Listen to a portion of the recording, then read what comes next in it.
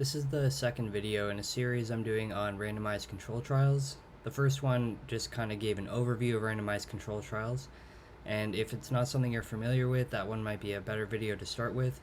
And this one's going to talk about stratification and blocking, which are techniques to basically randomize while also trying to make sure that there isn't imbalances due to chance, which is especially possible with a small sample size. So just to kind of give a brief review of the steps in a randomized control trial just from the previous video. So let's just say we have this population of people that all have some things in common. So they all have the same cancer type, and they all have the same cancer severity. So they're at the same stage of the disease. And let's say that we're trying to test a new cancer treatment versus a standard cancer treatment. So basically, we would randomly assign people from this pool to the two groups. And by random, I just mean like there's like a formal process where say like a random number generator is used, and like if an even number comes up, then they go here. If an odd number comes up, they go there. Stuff like that, where there's a formal randomization process rather than like haphazardly choosing what group they're in. And what this achieves basically is because they've been randomly assigned to treatment, basically we're hoping to make it so these two groups are as similar as possible, and ideally the only systematic way these two groups differ is the treatment they get. And by doing that, we can be fairly certain that any differences we see in survival is due to the treatment they got rather than systematic differences. So once they're in this group and they're taking the treatment, they're followed for a period of time, say 5 years, and then we measure the outcome. So in this case, it's whether they survived 5 years, and the red means that they died, and if they didn't change color, it means they survived. So without even analyzing, you can kind of see that in the new cancer treatment group, there was fewer deaths, so that's an indication that the newer treatment might have been more effective than the standard. And yeah, so basically, blocked randomization, it's avoiding a problem where basically it's possible for, like, it's unlikely with a large sample size, but with a small sample size it's possible to get way more people in one treatment group than the other. Like a kind of way of thinking about this is if you were to flip a coin like 100 times, it's totally possible you might get like heads 75 times and tails 25 times. The more you flip a coin, like the more, like if you flip a coin like a million times, the more likely it is that the number of times you get heads will approach 50%, and the number of times you get tails will approach 50%, because it's a binary outcome. It could be heads or tails, and it's 50% chance of either, 50% chance of heads, 50% chance of tails.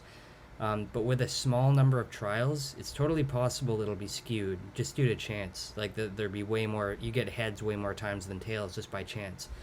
And that's what can happen with our random allocation. So let's say we have this regular randomization process where we have our new treatment, our standard treatment, and this group of people who are unassigned at this point. Whenever it's someone's turn to be assigned, they have a 50% chance of going either way. And they go one way, and happens again. It basically happens for everyone. And if we continued that, it's unlikely but possible that we could get so many more people in the new treatment group than the standard treatment group. So what blocking is essentially trying to do is preserve randomization, so everyone still has an equal chance of going into either group, but we ultimately end up with equal sized groups. So I'm just going to go over blocking. The first thing you need to do is obtain a list of all your participants. I have observation here, but basically that just means like these are our nine participants. We probably have a lot more in reality, but I'm just going to show 9, or actually 8. So step 1 is to obtain that list, and basically, ideally there's no systematic way that they're ordered. Ideally it's just a list. Maybe it doesn't matter, because what we're going to do next is basically divide it into even numbers. So a very common choice is 4, and those are blocks. Basically, this is a block of 4 people, a block of 4 people. 4 makes sense here just because I have 8 that are listed, but you can choose blocks of really any even number, because I'll show you why it should be even in a second. But yeah, so this is our block, and it's a block of four people basically, and another block of 4 people. So the next step is to figure out, just based on your number of treatments and your number of people per block. So we have 2 treatments, treatment A and treatment B, and we have blocks of 4. So basically, we're trying to figure out every combination of um, these letters A and B, where the only criteria we have are there needs to be 4, and there needs to be 2 of them need to be A and two of them need to be B. So basically, what we've done here is found the 6 combinations of A, B, B, basically. Where, like, pretty much every combination that you can reorder this. And that might seem a little weird right now, but what we're basically achieving is if we randomly assign each block this ordering, like say this first block is assigned A, B, B, then the first 2 would be assigned to treatment A and the second 2 would be assigned to treatment B. Where if this block was randomly assigned the combination BA, BA, the first and third would go to treatment B, and the second and fourth would go to treatment A. And the reason that I think that an even number is good for this case is because we have an even number of treatments. We have 2. In this way, each block, we can be sure that 2 of them are going to treatment A and 2 of them are going to treatment B, but we've randomized basically which ones are going to treatment A and which ones are going to treatment B.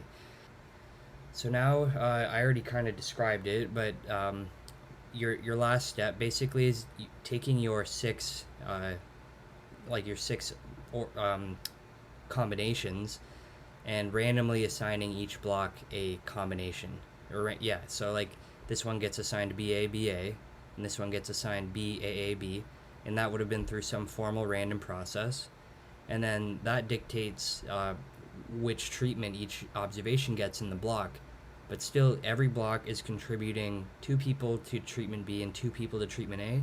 So now we've preserved randomization, but we've made sure that both groups have an equal number of people.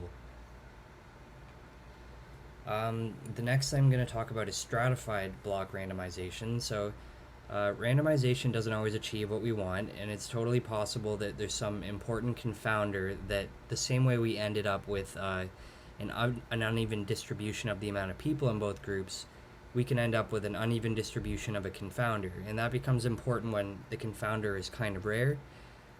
So let's say, like for our example, it's the influence of treatment on survival. Age could represent an important confounder here, just because age might influence the treatment that people get typically, and also might influence survival. And we want to make sure that age is evenly distributed if it represents a confounder here.